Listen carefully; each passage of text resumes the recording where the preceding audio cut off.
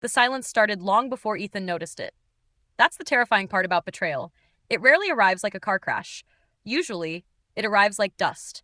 Quiet, slow, almost invisible. Until one day you realize the person sleeping beside you hasn't really been beside you for months. And by then, the damage is already done. For 11 years, Ethan believed he had the kind of marriage people envied. Not flashy, not dramatic, stable. He and Claire had built their life from nothing. Tiny apartment, shared bank account with barely enough money for groceries. Late nights planning a future they were certain would eventually reward them for surviving the struggle together. And eventually, it did. At 38, Ethan owned a respected architecture firm in Seattle. Claire had become successful in luxury real estate. They had the modern house, the dinner parties, the vacations people posted online pretending they could afford. From the outside, they looked untouchable. But appearances are dangerous things. Because sometimes a relationship doesn't collapse publicly. Sometimes it rots privately while everyone keeps smiling for photographs. And Ethan was about to learn that the hard way. The first sign wasn't obvious. It was a Thursday night in October. Rain hammered against the windows while Ethan reheated leftovers alone in the kitchen. Claire texted him 20 minutes before dinner. Client emergency. Don't wait up. Simple. Normal. Forgettable. Except it wasn't. Because Ethan stared at the message longer than he should have. Not because he distrusted her, because something about it felt rehearsed. This was the fourth late-night emergency in a month. Still, he ignored the feeling. That's what loyal people do. They explain away the discomfort, protect the relationship from suspicion, protect the person they love from the ugliness of doubt. So Ethan ate dinner alone, watched half a movie, fell asleep on the couch, and at 1:13 in the morning, the front door opened.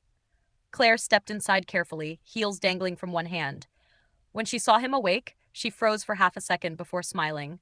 "Oh my God, you scared me. You're home late." "Yeah," she sighed. "Nightmare client." Then she leaned down and kissed his forehead. And Ethan noticed it immediately. Not lipstick, not perfume. Cologne. A man's cologne. Subtle. Expensive. Definitely not his. Claire walked upstairs before he could process the thought completely.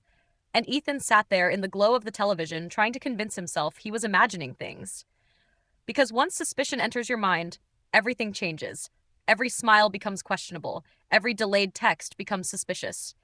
Every silence suddenly sounds loud. Over the next few weeks, Claire became emotionally impossible to reach. Not cold enough to start a fight, just distant enough to hurt. She still asked about his meetings, still reminded him to buy groceries, still kissed him goodbye before work. But something underneath it all felt empty now. Like she was playing the role of wife instead of actually being one. And the worst part? She was good at it. Good enough that Ethan started questioning his own instincts. Until one night during a movie, he reached for her hand, and she subtly pulled away without even noticing. That tiny movement hit harder than screaming ever could. Because anger still requires emotion. Indifference doesn't. And indifference is where love usually goes to die. Then came the moment that changed everything. Ironically, by accident. Claire left her laptop open on the kitchen counter while showering upstairs. Ethan wasn't snooping, at least not intentionally. He just needed to email himself a project file. That's all. But the second he opened the screen, a notification appeared. "Can't stop thinking about last night." From Daniel Mercer. Ethan froze. The message vanished almost instantly, but not before he saw the heart beside the name. And in that moment, his entire body knew before his brain caught up. No, no, no, no. There had to be another explanation. Coworker joke, misunderstanding, wrong context. But deep down, he already knew the truth. Still, he clicked the message anyway, and that decision would haunt him for years, because betrayal looks uglier when it's ordinary. There were no dramatic love confessions, no movie-level passion, just hundreds of small lies stacked on top of each other. Private dinners, hotel reservations, inside jokes, photos, flirting, and then the part that shattered him, messages about him. Claire calling him emotionally draining, predictable, safe. One message hit harder than all the others combined. "I feel trapped in a perfect-looking life." Ethan stopped breathing for a second, 11 years together reduced to text bubbles. Upstairs, water continued running. Claire humming softly in the shower while Ethan's entire reality collapsed silently in the kitchen beneath her. And somehow, that was the cruelest part. She sounded happy. Most people imagine betrayal exploding into chaos, screaming, throwing things, doors slamming. But real heartbreak is usually quiet. Claire came downstairs 20 minutes later in oversized pajamas, drying her hair with a towel. You coming to bed? Ethan looked at her carefully. Really looked at her. And suddenly something terrifying clicked into place. She had already left emotionally months ago. He was the only one still inside the marriage. I'm tired, he said softly. Claire nodded casually. Don't stay up too late. Then she kissed his cheek and walked upstairs, and Ethan nearly broke from the normality of it. For the next 3 weeks, he said nothing. Not because he was weak, because he was thinking. Pain makes impulsive people destructive, but disciplined people become observant, and Ethan had always been disciplined. So he watched. Claire smiling at her phone. Claire suddenly obsessed with her appearance. Claire becoming irritated any time he talked about future plans. Then one night, during dinner, she casually asked, Do you think people can outgrow each other? Ethan slowly looked up. What do you mean? I don't know, she shrugged. Sometimes people stay together because they're scared to start over. There it was.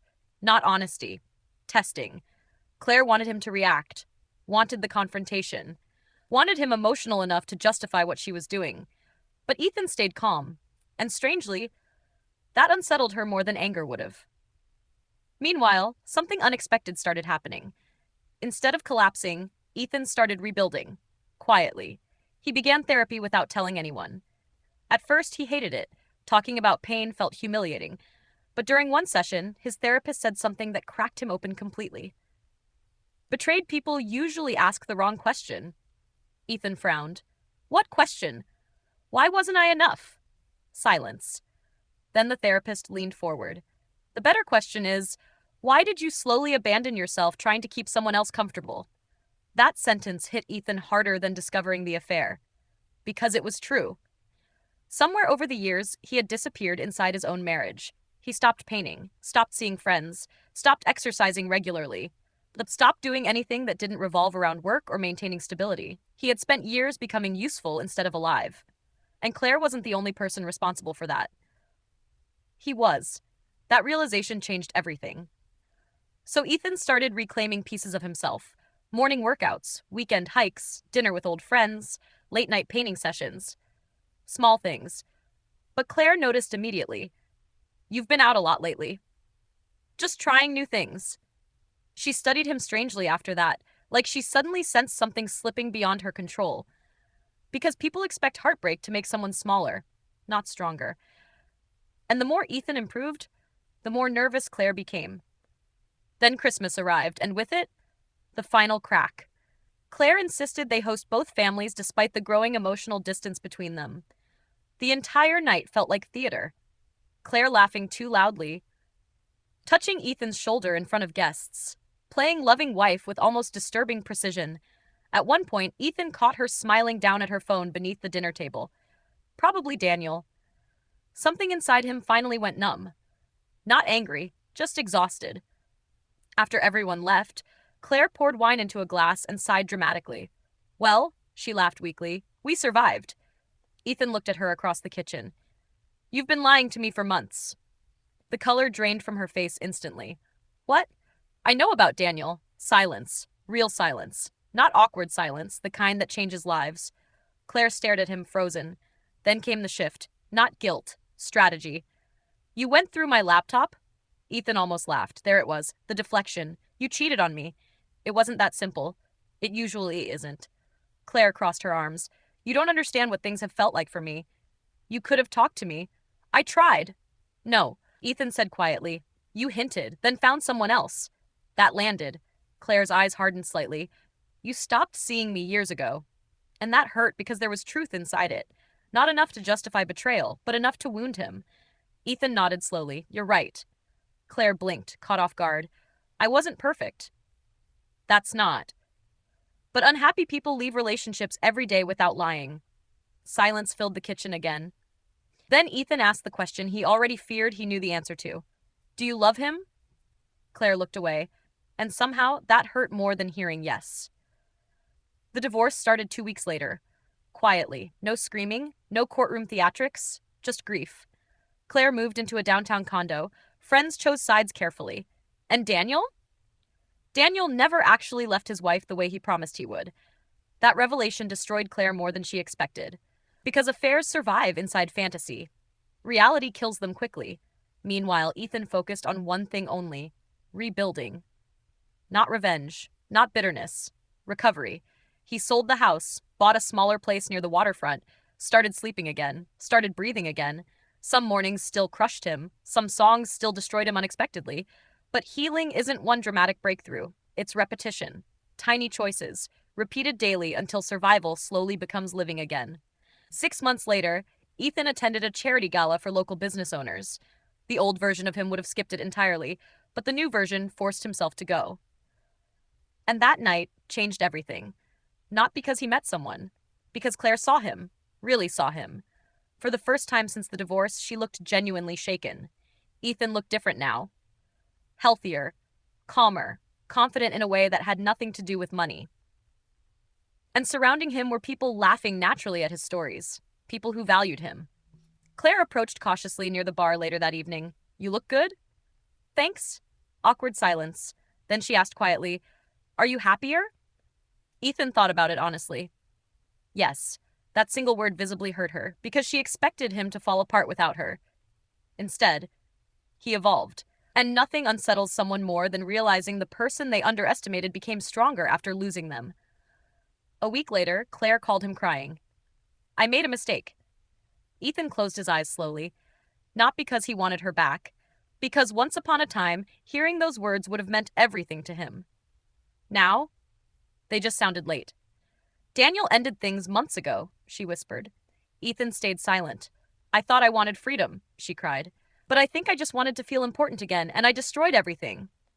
For the first time, she sounded honest. No excuses, no blame, just regret. And strangely, Ethan no longer felt anger, only sadness. "I forgive you," he said softly. Claire broke down completely. "But we're not getting back together." The silence after that sentence felt permanent. "I know," she whispered, and she did.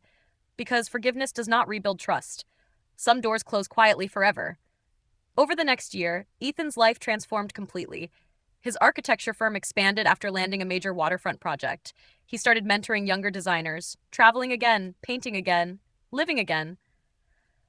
But the biggest change wasn't professional, it was emotional.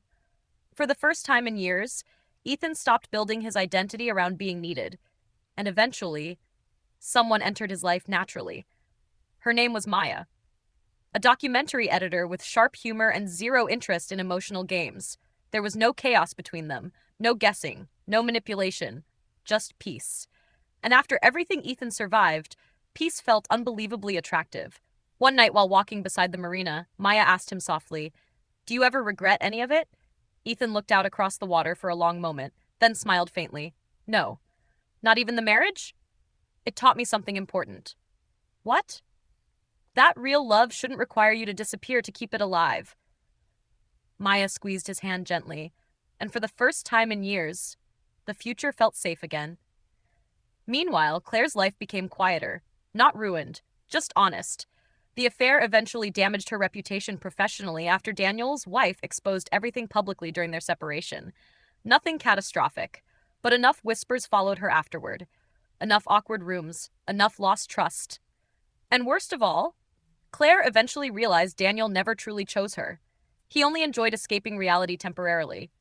The second commitment became complicated. He disappeared. And that truth haunted her. Because she finally understood the affair was never about love. It was validation, attention, excitement, temporary escape. And she traded a loyal partner for a fantasy that collapsed the moment real life touched it. 2 years after the divorce, Ethan unexpectedly ran into Claire at a grocery store downtown. No dramatic music, no screaming, just two people standing beside oranges under fluorescent lights. Claire smiled awkwardly. "You still hate grocery shopping?" Ethan laughed softly. "Still do." She looked tired now.